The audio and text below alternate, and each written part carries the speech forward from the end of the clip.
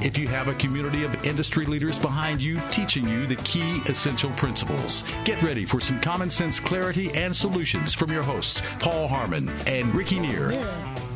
Hello, everyone. This is Paul Haarman. I'm one of your hosts. I'm a financial coach and strategist with the Renaissance Companies. Our business is local, and our show today is live. You are listening to The Shift Economy, the show that exposes those ugly truths about outdated traditional thinking. And as the Proverbs say, without consultation, plans are frustrated, but with many counselors, they actually succeed. We have a real exciting show for you today. I noticed Ricci's back from, what is it, SeaWorld that you were last week? SeaWorld, that's right. Now, I want to know, did you get pictures of you? There's the applause. There we go. And for those of you out there listening, I am in a studio full of women, so this is going to be a party. So this is going to be real, it's going to be real interesting. Tell us about SeaWorld. What happened, just real quickly? Oh, it was great. We had a little party going on over there and rode the coaster, got a nice rock star shot coming down. Yeah, I saw that. You had your tongue sticking out and you did that Longhorn-looking thing. It was Rockstar, baby, Rockstar. That was too funny. Yeah, so it was awesome. I felt really great to be able to still be a part of the show and be out there. The weather here in Central Texas, just amazing. Yeah, I'll tell you what, today it is the most amazing day. But let's not take up any time talking about weather and all that. Why don't you introduce our guests? We have three lovely guests. Actually, I should say two lovely guests, and our other guest is going to be joining us here shortly. Yes. Take it away. Well, we're so privileged and honored and excited to have Marcia Wieder in the studio with us. Marcia is the CEO and founder of Dream University. With over 20 years coaching, training, and speaking experience, her inspiring message, style, and wit has touched audiences from 50 to 5,000 at companies such as AT&T, The Gap, and American Express. Marcia has appeared several times on Oprah, The Today Show, in her own PBS TV special, and has written 14 books that have been translated into numerous languages. Her newest is called Dreams Are Whispers from the Soul. Her Dream University events include the Dream Coach Certification Program, the Inspiring Speaker Workshop, and Create Your Future Now. Marcia, welcome to the studio. Let's try to contain the crowd. I'm thrilled to be here. It's actually my first time actually teaching and speaking in Austin, and the Create Your Future Now that you mentioned, first time we're going to do that in Dallas in January. So I'm really excited about being here. I can't wait to hear more about that and what you've got planned for that. Also in the studio, we've got Jan Goss. Jan is one of those people you do not soon forget. She's a skilled communicator filled with passion for people. In fact, she is rapidly becoming known around the country as a powerful agent of change. A graduate of the Protocol School of Washington, Jan uses her expertise to help others rise above the crowd. She knows how to bring stability where confidence is shaken. She founded the Austin School of Protocol in 2007 and is also an accomplished author, speaker, singer, and songwriter. Jan's passion to restore respect in the marketplace is part of a global vision to strengthen her country in the eyes of the world. Welcome to the studio, Jan. That's right. My pleasure to be here, Ricci. Thank you. We're so happy to have you. You know, I swear to God, I feel like saying, let's get ready to rumble. That's right. Listen, as long as we're doing the lineups, let me go ahead and introduce Lee, even though he's not quite in the the studio with us just yet. But Lee Brower is a multi-generational wealth expert. He's actually one of my mentors. I've known him for a lot of years. Has had a tremendous impact in my life.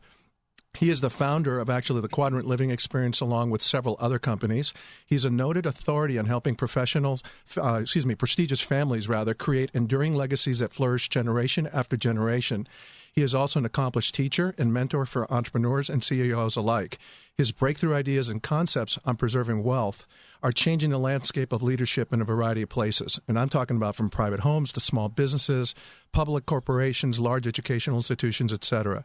He has been featured in the blockbuster book and film, The Secret. And in fact, he's probably more affectionately known as the Gratitude Rock Guy, because that's where he shares invaluable insights about the gratitude and other gratitude concept and other tools to success. With more than 30 years experience, Lee utilizes the transformational Brower Quadrant system to guide people on successfully protecting, more importantly, empowering and honoring their true wealth, which is actually not just about money and property. Right. Here's where I would say, Lee, welcome to the show, but he's going to be joining us in probably about 10, 15 minutes. But I wanted to get there. Now let's get ready to rumble. All right. So where shall we start? If there was ever a show that I wish that we had 2 hours, maybe even 3, this would probably be one of the ones, don't you think? Absolutely. I would like to wish Marcia a happy early birthday. We got a birthday girl in here. She is celebrating her birthday with us here in Austin, and we were able to stop by Hey Cupcake, which is only probably found in Austin, as far as I know, or an Austin tradition, and got her a new Pumpkinator cupcake. A what? I have to say, I never work on my birthday, and I rarely travel on my birthday. But I met, of course, you, Ricky, and so many of the fabulous women of Austin when I keynoted at the eWomen Network Conference. And they opened Nordstrom's that night where we shopped like maniacs for shoes and boots. And I had such a hoot with you guys and so much fun. I thought, well, where would I rather spend my birthday? So thank you for remembering. That's really thoughtful. So happy. Good choice. I also want to mention Lee is a colleague of mine. Together, we are in the Transformational Leadership Council together, which was started by Jack Canfield. I happen to be Jack's personal coach. I've been coaching Jack for several years. And when I gather with people like Jack and with Lee and some of the great big visionaries and transformational leaders of our time, on one hand, I'm humbled. On the other hand, it forces me to become bigger. Raises the bar, doesn't it? It really raises the bar. And the first time I came to the meeting, because you have to be nominated and elected, and it's a big deal. Right. I only have 100 and some odd members. I remember going to Jack and saying, I don't see myself as a transformational leader. And he said, you will. And by the end of the first meeting, 3 days later, I got it. I really got it. So I think that when we have the privilege of having the kinds of conversations that we're here to have today, where we get to look at our purpose and our passion and our dreams, we're less than like 1% of the population that has the privilege of asking those questions. And with that, I think there's a real responsibility. Well, speak of the devil, Lee is actually with us now. He's on the line. Speak of the angel. Well, you know what? It's just a force of habit. Lee, I'm sorry. I hope you forgive me. I didn't mean anything by that. It depends on who you talk to, right? I'm alive. I'm still alive. Yeah, Lee had a little bit of a challenge. And you know what's really funny that I didn't tell you, because you sounded, a little worried and concerned, with the whole bike incident. But Marcia got lost on the way to the studio, so it's been... Oh, is that right? Hi, Lee. How are you? Hi, terrific. Marcia, how are you doing? Good. It's good to hear your voice. I'm glad that you're with us virtually. I'm glad that I made it as well. So, what's funny is I've only had 2 flat tires on that bike, and they both occurred within the last 2 weeks, and so I just must be daydreaming and running over things or something. But I think that's the universe kind of telling us to slow down a little bit, maybe. No, not at all. I wasn't going fast enough. So. Time to get a new tire. See, that's all. This is why this man is one of my greatest teachers and mentors, because again, he don't talk about raising the bar. But Lee, I just finished doing an introduction for you a little while ago.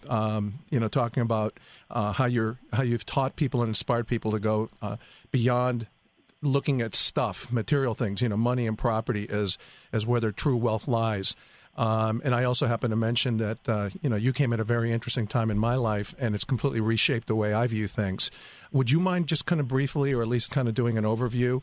As far as the true wealth concepts and the Brower Quadrant, because as you already know, obviously, I use that with my entire practice. And as a matter of fact, that was what inspired this radio show and the format with the community of people that we're trying to build and the collaboration that we're doing. Well, thank you, Paul. That's a very, very high compliment, because if I've had even a smidgen a part of your achievements, of your success, then that makes me highly successful. So thank you very much. Just a quick background. I started in the estate planning business years ago. In fact, out of college, I was a fly on the wall on one of our former president's estates and a number of movie stars, and I fell in love with the estate planning business, which, as we all know, is most people associate estate planning with leaving assets to our heirs and the movement of money or financial wealth through generations. And I was so intrigued by it, I would actually sit in probate court with an attorney friend of mine every Friday, and then we would review the cases afterwards. That's how nerdy I became. It's terrible.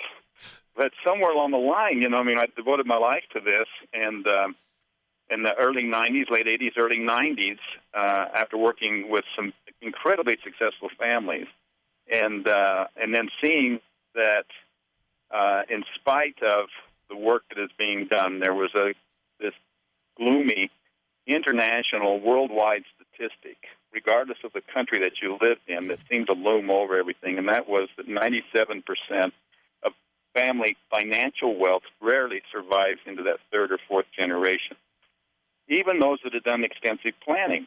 As evidence of this, in my research, I began a study then of affluent families, and this has been an ongoing study now for over 20 years, where we've studied how money moves through the generations. And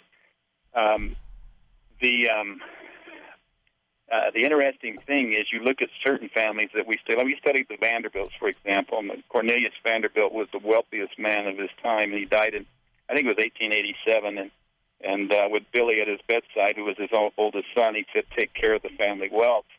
And in 1972, either 2 or 3, at Vanderbilt University, over 120 Vanderbilt families gathered together for what was the very first family reunion that they held since Cornelius died. Imagine that. And by their own account, out of 120 families that attended, not one millionaire amongst the bunch. This alarming statistic started me studying other families and what happened to family wealth, and I actually became disenchanted, almost depressed, and to a certain degree that I devoted my life to moving from an intellectual standpoint, how do you move an asset from one generation to the next? And then realizing that maybe it didn't have anything to do with the intellectual aspects of it. And the bottom line that we've come and concluded to is that the estate planning that's being done today and has been being done since early 1900s has probably done more to destroy families than taxes will ever do. And in that quest, I started asking myself why. And if I could say in one word, why hasn't family wealth moved successfully from one generation to the other, or why has it moved for those that have been successful in moving it, that one word would be gratitude. Because grateful gratitude is the opposite of entitlement. And when you look at families that have traditions of gratitude, then you're starting to see that they have the ability to transfer more than just money. And when we look at the Broward quadrants, and you look at the 4 elements of that, they break down into 4 distinct categories. And financial assets is certainly one of them, and one that we need to focus our attention on. We need to honor those assets. We need to respect them. We need to take care of them. But we do it in light of, they're not the end. We do it in light of the other assets that we value more. So the question is, Paul and Marcia, do you have assets that you value more than your financial assets? Yes or no? Absolutely. Like? Many. Love, relationship, friends. Health. These are all core values. What you're saying is you wouldn't trade your family, your friends, your health for more money. Absolutely not, because they're not replaceable. The money is just stuff. I can always make it again. Exactly. Now, so I started thinking, isn't this interesting? So we call those our core assets. So we have financial assets, then you have core assets. And core assets are those that are kind of intrinsic to us, our family, our health. What about our values? Would you trade your values for more money? I don't think so. Your heritage? I don't think so. Your unique ability and talents, that you're born with, that are God-given, that make you unique and allow you to be able to distinguish yourself? I don't think so. And so that's the second category. The third category, then, is what we do with those unique core assets, and those become our experience assets. Those are things that are probably extrinsic. In other words, we acquire them during our life, so like education or just experiences. And do we learn just from our good experiences? And I think, there's a great saying out there that says, always make your learning greater than the experience, and if you do, it'll always be an asset. And so experiences, your relationships, your reputation, your alliances, your network, your skills, these all are experiences that we accumulate during our life. And then finally, what I call the glue. And, someone wants to find addiction as not being able to get enough of those things that we don't need. And so I ask the question, can people ever get addicted to their financial assets? Yeah. And I think they can, regardless of their wealth. And so in that quadrant, we call it the contribution assets or the gratitude assets, the giving back assets. And so this is how you utilize the other 3 quadrants. Just one quick thing. For those people tuning in, the time is approximately 3:22. You're listening to Austin's Talk Radio, The Shift Economy. You're here.